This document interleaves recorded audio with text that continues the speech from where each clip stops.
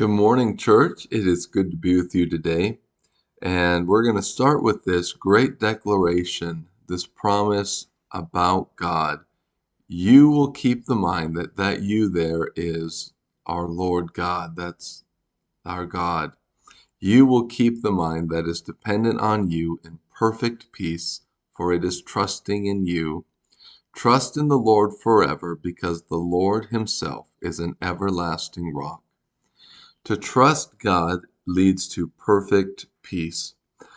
So if you could consider these scales that are kind of opposed to each other, as I have my trust in God scale go up, my peace scale goes up too.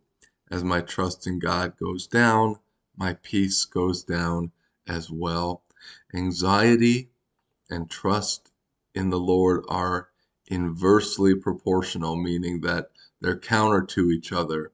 My anxiety will decrease as I trust God more. That's why Jesus can say, be anxious for nothing, because if I trust him perfectly, that means I don't have to have any anxiety. I can understand that whatever comes my way, he will handle it with me. Remember, Jesus said, my yoke is easy and my burden is light. Yokes were built for two.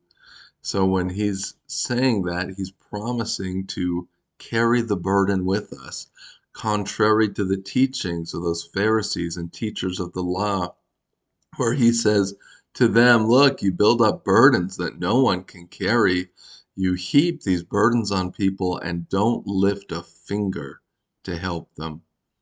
On the contrast, he says, I will yoke myself with you.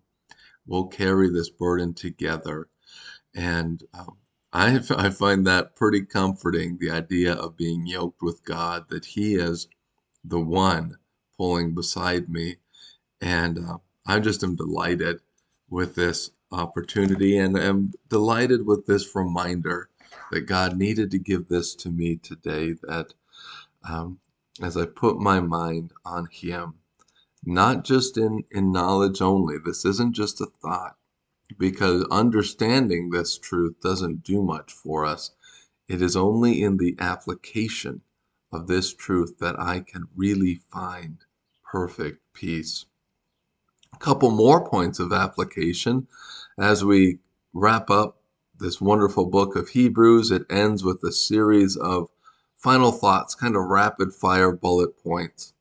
Let brotherly love continue. Don't neglect to show hospitality, for by doing this, some have welcomed angels as guests without knowing it, thinking about Abraham when he showed hospitality to God. Remember those in prison, as though you were in prison with them, and the mistreated, as though you yourselves were suffering bodily. Marriage is to be honored by all, and the marriage bed kept undefiled, because God will judge the sexually immoral and adulterers. Keep your life free from the love of money. Be satisfied with what you have, for he himself has said, I will never leave you or abandon you.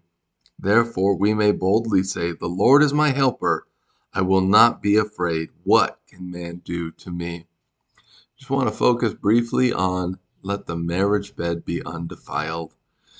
This is one of the linchpin issues of the day, and in fact is probably the biggest complaint people make against our Christian faith, is that we say the marriage bed is meant for one man and one woman, and those two joined in marriage, that there is no intimacy, there's no sex outside of marriage. That is reserved for the marriage bed, which is to be kept undefiled. And so I know we've talked about this before, but we can't flinch back on that point. We cannot let up on that reality, because this is something that God finds very important. And in fact, Paul goes so far to say that sexual immorality is a sin against ourselves, because that kind of intimate union connects us with the person that is our one flesh. And we become one flesh with whoever we're with. And Paul can't imagine, if we're going back to Corinthians, that kind of unity being spread out willy-nilly. So we will keep the marriage bed undefiled and honor it as holy. Jesus Christ is the same yesterday, today, and forever. That's a great verse. Our God never changes. And the final hope I'll leave you with today is that reality, the unchanging nature of God. The goalposts of culture are always moving. You never know what's good culturally or, in society. If you're trying to keep up with the current, whatever's cool, better just to fix our eyes on God, trust Him with all of our lives, live in perfect peace because we are totally dependent on Him. I love you, church, and I look forward to talking to you soon again.